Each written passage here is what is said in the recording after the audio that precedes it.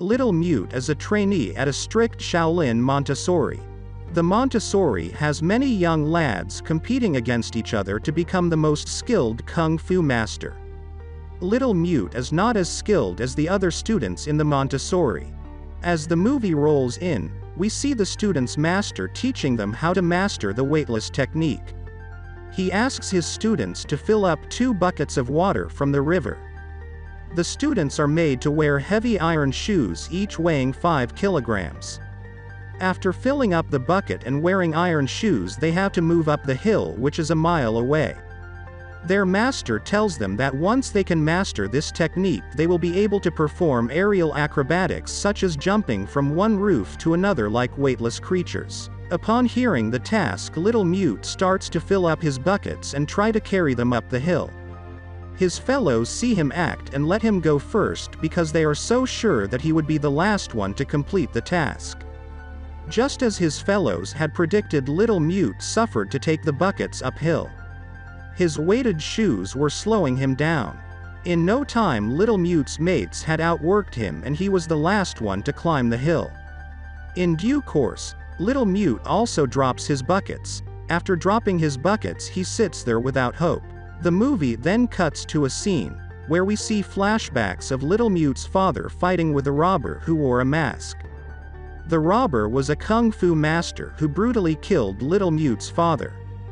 The reason that Little Mute joined the Montessori was only to avenge the death of his father by being skilled enough to kill the man. As Little Mute is procrastinating, he sees a nun approaching him. The nun's name is 5 Plums and she is also a kung fu expert. The nun talks him through and motivates him enough so he can complete his task. Little Mute completes his task but still is the last one to do it, so he is called lazy by his master and is also told that he is the only student to take that much time to complete a single task. Later, Little Mute is made to chop wood as a punishment for coming last.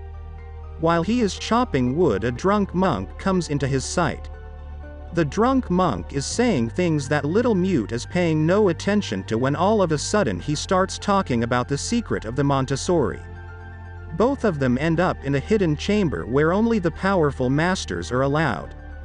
There is an old man over there whose legs and hands are chained.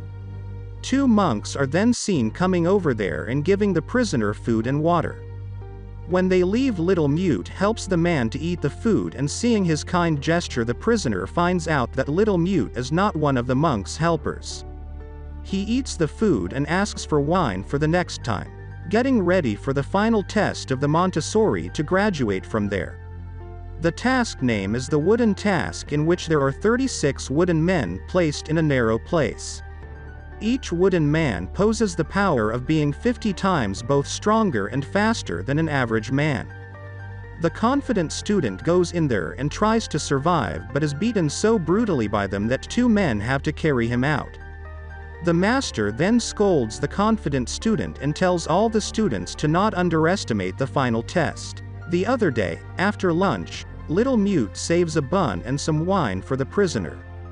He secretly returns to the cave behind the waterfall and meets the prisoner, giving him both the bun and wine. The man is really happy with Little Mute and promises to reward him when he is free from prison. In the meantime, Little Mute tells him about the wooden test. The old man makes fun of the wooden test and claims if it were him he would have easily defeated them. The old man also claims that he was practicing the lion's roar, a new kung fu technique that had made him so powerful that the monks imprisoned him. The next day, Little Mute is cleaning the kitchen and he sees some wine which he tries to steal but is caught. The monk that caught him orders him to clean the kitchen every day until the end of the month. After cleaning the kitchen, the drunken monk let him free. Later, he goes to the prisoner again with food.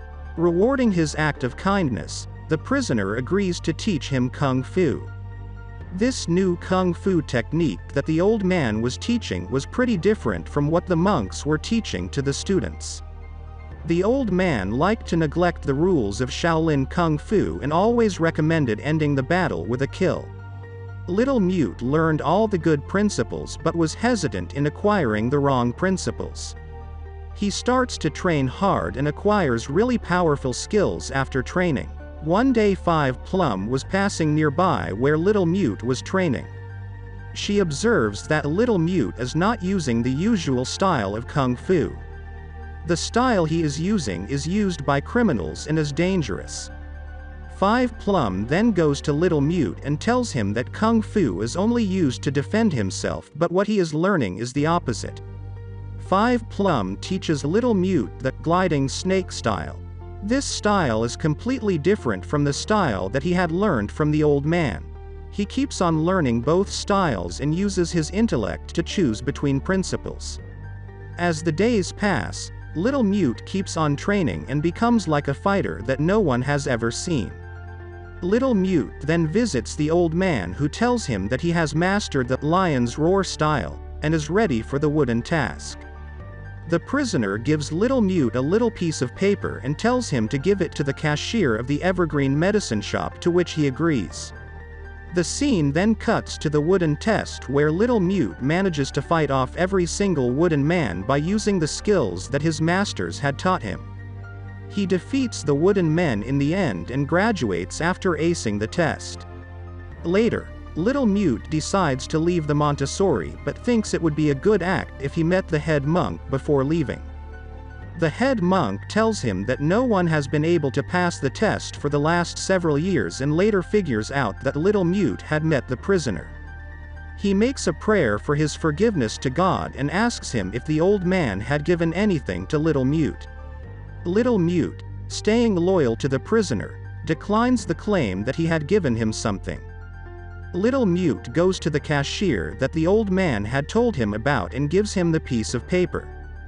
The cashier instantly recognizes who it is from.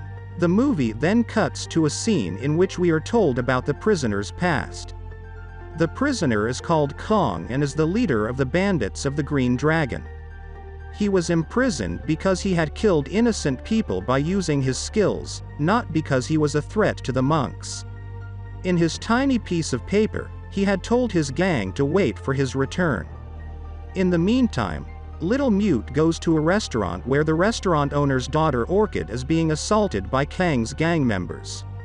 Little Mute saves Orchid from the gang members. The gesture is liked by Orchid's father and he is allowed to stay in for as long as he needs. One day, members of the Shaolin Montessori hear a roar. When they went to the prison, the chains were broken and Kong had escaped. The same night, Orchid is walking out alone when she faces the gang members again. She tries to fight them, but they are successful in kidnapping her so they could present her to their master when he arrives. Meanwhile, Little Mute and Orchid's father plan to find Orchid. On their way, they find Kong fighting the Montessori monks that are trying to stop Kong from running away. Little Mute does not know the true face of Kong, so he helps him escape by distracting the monks. Later, Kong promises to find Orchid with them. They go to a fancy restaurant because during all of his years in prison Kong did not get good food. All of a sudden, Kong notices a shaved head outside of the restaurant. He thinks he is a monk and kills him. The shopkeeper responds to Kang's stupidity, but Kong is not guilty of his act and instead blames him for his bald head. Later, he kills all the restaurant owners' families due to his anger. Little Mute sees the other face of his master and is shocked completely and is kicked out of the house too. When Little Mute and the waiter reach home, they see that Orchid is back. Orchid tells all of them that the gang members let her go, but she does not know why. Little Mute, procrastinating in the night, remembers that he had to give the Sublime Master that sat uphill a scroll. Without wasting further time, he climbs the hill and reaches the Sublime Master. Little Mute hands the scroll to the Sublime Master. On coming in contact with the scroll, the Sublime Master realizes that Little Mute is Kang's student. He reprimands Little Mute for choosing the wrong path, but also tells him that he will teach him the right way. Later, the Sublime Master reveals that he was Kang's master and trained him for years. Kong repaid him by misusing his lessons and started spreading violence by killing innocents. Then, Kong was captured by the monks and imprisoned. The Sublime Master blamed himself for the killing of many innocents, so he blinded himself. In the meantime, the head monk comes and tells the Sublime Master that he is afraid of Kang's power and the monks at the Montessori are growing old and would not be able to fight him. The Sublime Master then gives a book to Little Mute about the ultimate Kung Fu style and tells him that it is the most sacred and dangerous style of Kung Fu and only the best monks can master it. Years later, Kong plans to attack the Montessori while Little Mute trains in his third Kung Fu style. The head monk helps Little Mute train in the new Kung Fu style. Little Mute manages to master the third Kung Fu style and is now ready to protect the Montessori. At some point in the future, Kong attacks the Montessori with his gang. Kong reveals that he was the one who killed Little Mute's father when he was young. Little Mute is furious now and he speaks after several years that he had promised himself not to speak until he finds his father's murderer. The fight starts and Kong starts using his lion's roar technique and Little Mute uses snake-style attacks that Five Plum had taught him. Kong dodges all of the snake-style attacks but is shocked when Little Mute also dodges his attacks. Little Mute then decides to use his third and final attack that he had learned from the Sublime Master. He starts using this type of technique and eventually is victorious in the end. Kong tries to trick Little Mute by saying that he accepts his defeat and after moving close to Little Mute he tries to use a deadly slicing throat move on him. Little Mute manages to move in time and the attack lands on Kong himself which kills him. His gang, seeing that their master is dead, runs away in fear. In the last scene of the movie, Little Mute shows up at the Montessori and is ready to be a monk.